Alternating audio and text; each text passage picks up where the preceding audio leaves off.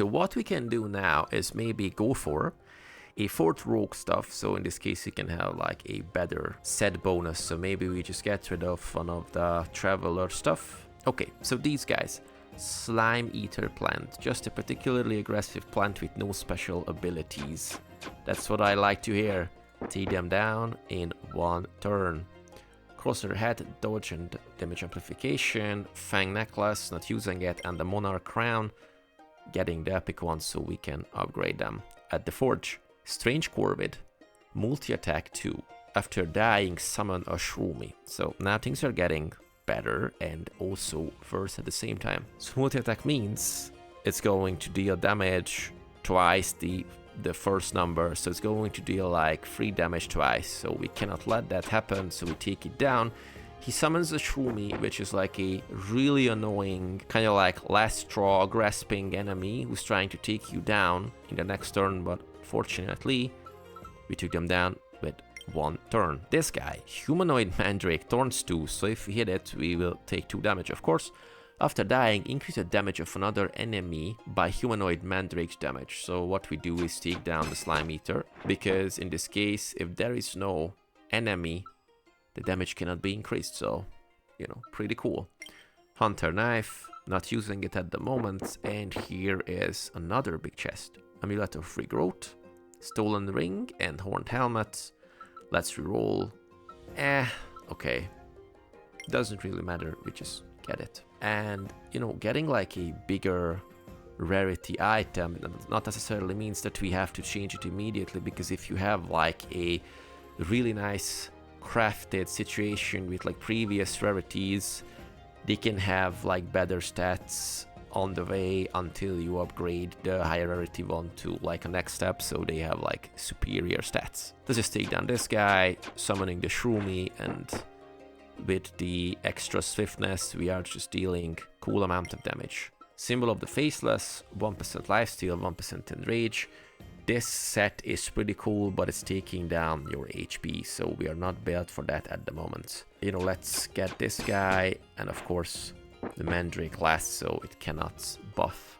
The stuff, Creeping Mandrake, poisonous. After dying, apply 10 poison. So I just take down the plants, if possible. Ooh. Shield is broken, and we take down the guys, but now poison is not ticking because this guy was the last enemy, so we can kind of like play with the timing based on the enemies, so this is also a super cool factor of the game. We got the second skill book, really cool stuff. Let's see what we can choose from. Specialty. If you only have one active set, excluding mythics, gain buff to your stats tailored to that set. We are not having one active set, so no. Adrenaline. Gain 40% damage amplification, but lose 8% damage amplification at the end of the round. And what about Diamond in the Rough? Upgrading common, uncommon, rare, and epic items at level 1 now upgrades them directly to level 3. Pretty brutal, pretty useful. So let's just show you how this works, because I extremely adore this skill. Let's take the Mandrake. Of course, this guy got like extra damage, but fortunately haven't got a chance to use it. So what happens if our inventory is full and we are getting like better rarity items to use? Let's just use the trash one, get a different rare, and let's go on with the round. Take the guy. Okay, Mandrake was not the last, but was unable to buff. Okay, let's get rid of this guy. Get like an epic. Strange Reptilian, poisonous, guard 1. After dying, summon a shroomy. So the first damage is going to be negated by this. And we took down the shroomy only in one turn. So Opal Amulet, critical damage 40%. Really, really good. So let's just get rid of this one, and maybe we will change this to this. Who knows? Sickening Potion and Healing Potion. Drop on an enemy to apply 10 wounds to it. Travel Amulet can be upgraded to this one. And now, this is the inventory management part of the game. I just get a Healing Potion. And, you know, maybe just get rid of this. And let's go to the next one. Okay, Creeping Mandrake, same one, so we just take them down immediately. Also, if you have like a full inventory and if you possess the same item on the same rarity, it will be upgraded immediately if you choose it, so it's a pretty cool one. One of the first enemies in the game. Volbit Eater Plant. When attacking, increase the damage of other enemies by 4. If it's alone, applies 4 weakness when attacking. I'm just going to go for this guy immediately, because we have to get rid of it. Okay, that was nice. Assassin Mask, armor free, critical chance 10 and dodge 10%. And this one is better dodge wise, but this one is having free armor by default and critical chance is bigger than the Thief Mask. So we just get rid of... Unfortunately, we cannot unequip or get rid of the equipped stuff or like change equipped items by looting a chest. Not sure why, by the way. So I'm just going to gamble and get rid of the travel amulet. So in this case, we just get the Assassin Mask. Beastly Mandrake. Deals double damage when not alone. After dying, apply 5 wounds. Let's just, get rid of this guy immediately, if that's possible. Okay, not immediately, but pretty doable. Explorer Cloak. So can we get like Explorer Cloak rank 3? Hopefully. Okay, here is the Crossroads. Easy path. Until the next forge area, when entering a combat area, enemies lose 20% of their health. Calm path. Until the next forge area, restore 2 health when entering new area. Pretty cool, but I think we are okay with the damage. And this is the Hearth path. Until the next forge area, combat areas have stronger enemies and offer better loot. I'm just going to take the Hearth path. Maybe that's the worst idea ever, but I like to play the game a bit harder. Okay, so Beastly Mandrake. Can we take out at least 1 immediately? Okay, really good.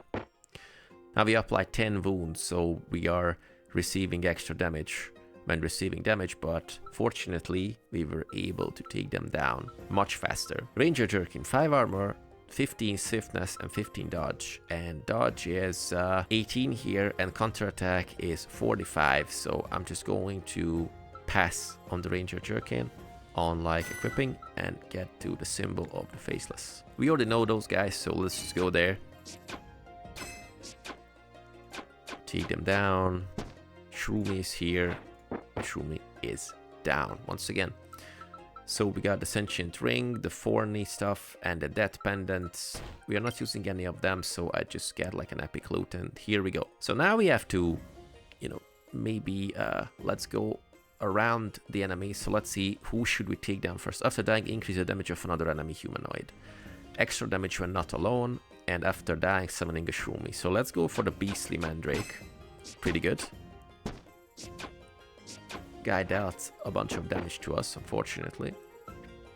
So we have to use at least one of these, and in this case we just got a really nice new item.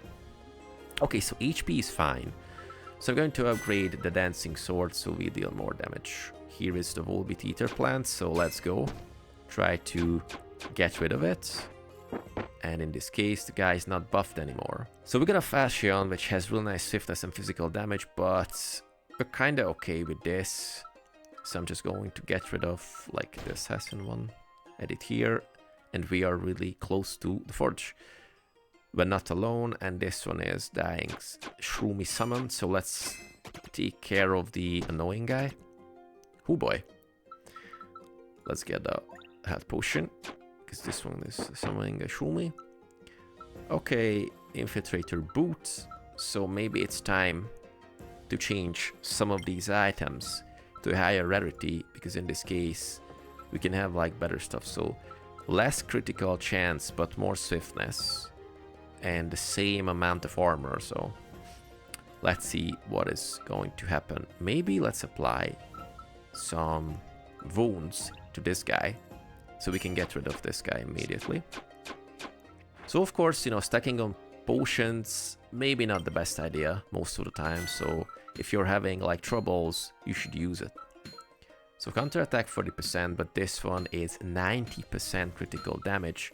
So I'm just going to change this to have this really nice chance of like extra stuff. It's time to forge. let's forge a bunch of nice epics. So in this case, we can get like legendary. Okay, not the one we were looking for. Still not the one we are looking for. Oh boy, no. Maybe with this. Unfortunately, no. So let's just go and forge these. And this is one that we would like to use, but of course later on, because unfortunately we cannot do that immediately. So after dying, increase the damage of another enemy. And this guy has to be taken down immediately. Okay, cool. Now we are dealing more than 100 damage. It was a great idea. Okay, doesn't really matter which one we are taking care of, so... Ooh boy. Now we are playing a dangerous game. Okay, Shroomy family. The worst. So let's just go and take care of it, because every single time it deals damage, like 3 times, it's super annoying. Okay, next big chest. Okay, the fast shun we know, the ritual dagger we know. Let's roll if we have like a better one, and unfortunately, not this time. Okay, Shroomy family. Oh boy, get it. Awesome, okay. Another really annoying enemy, Vorgark Ether Plant, which is, when attacking, applies confusion, and confusion makes us attack a random enemy, so no thank you. Since confusion against one enemy is basically no confusion, so that was a cool idea. So 8 armor and 2 thorns.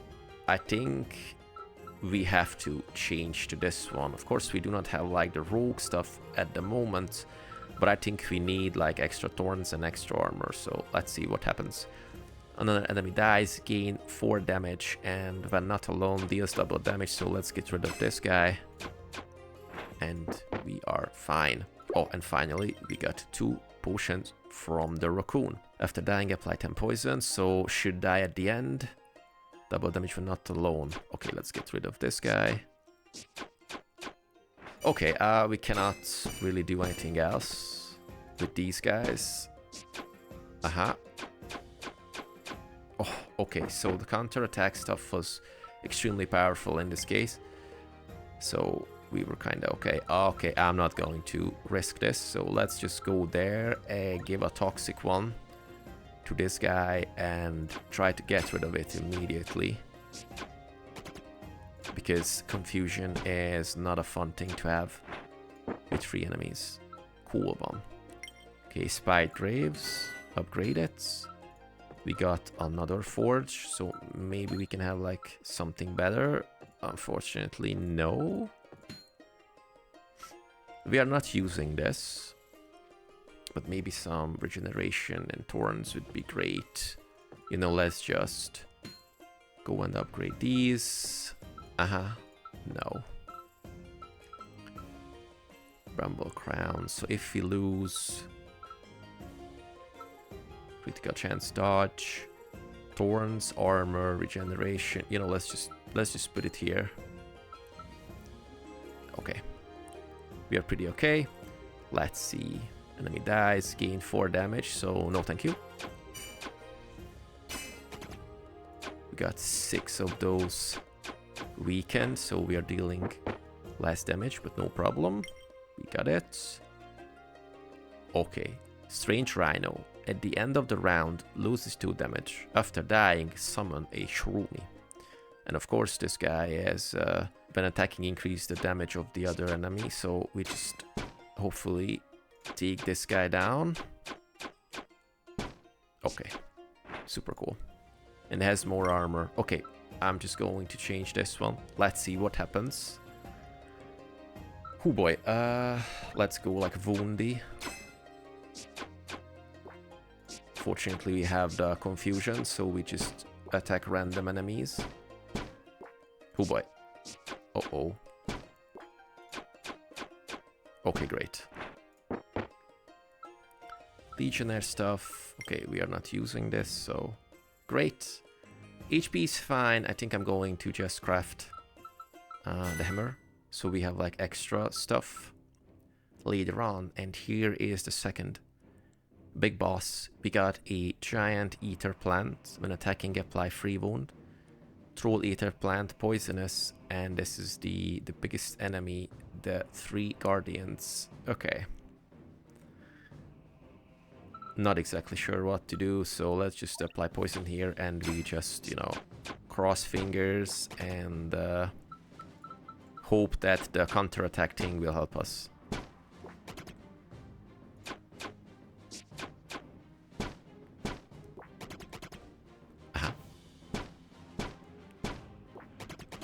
Okay, it's not going to happen, so I think we are going to go down. Of course. Yeah. Poison took us down. So this is the double-edged blade of choosing that specific type of upgrade on the skill tree, that we are having like harder enemies but also getting better loot.